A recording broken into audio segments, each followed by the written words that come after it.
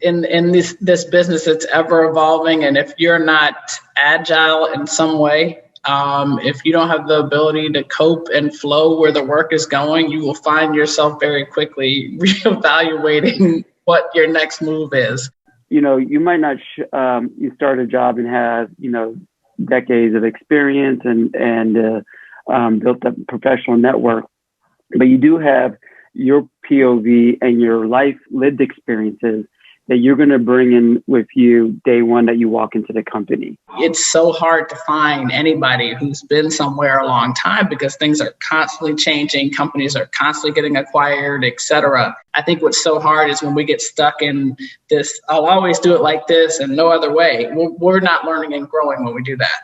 You represent the current consumer base, the growing consumer base. You're the next generation of consumer.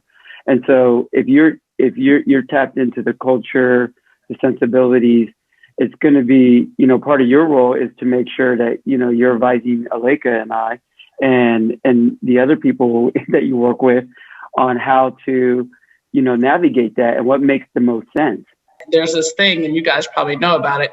It's called Clubhouse. I heard about that this morning. It's a new thing that you got to get an invite to, but they say it's perfect for networking and dialogue and real-time engagement regarding what's changing and new forums, et cetera. This is how our lives should always be. We should always be learning and looking for the next new thing because you have to evolve with the new set of terms and information and the atmosphere of change. Don't look in this right now. What does the future look like? If you need to get your certification, get your certification. Then you know what you're talking about. If you need to be involved in something, get that involvement and make it happen. Get into networks and places of resource that can help guide you and lead you to the next level. You never know where your path is going to take you. You never know who you will encounter again and who will encounter you. I think this world is a very small world, even in this industry, but externally as well. And I think that's the beauty of relationships that are, impactful, and the ability to learn and grow. I think what's wonderful is when Emory talked about mentors to me, and you heard, I am absolutely on board with mentoring. It's the most precious gift you can give.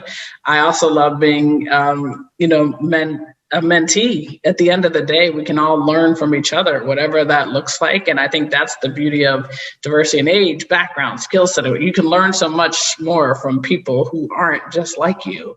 So you should establish a general understanding of all disciplines in the business that you work in as well. And so, you want to be focused on your skill set, but you should also have a broader knowledge because at some point being able to incorporate all that is going to be the skills that you need to be at the next level. And that's essentially how, that's how you operate as a boss because, at that level, you want to be a boss is responsible for looking at all the pieces, putting it together, helping people, go on their paths and knowing what are the questions you ask the attorney, what are the questions I ask the finance person, what's the question I ask HR.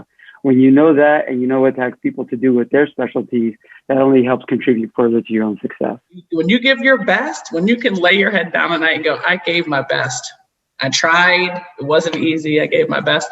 That's the difference maker, in my opinion. And most importantly, the trail that you blaze for the people who are coming behind you.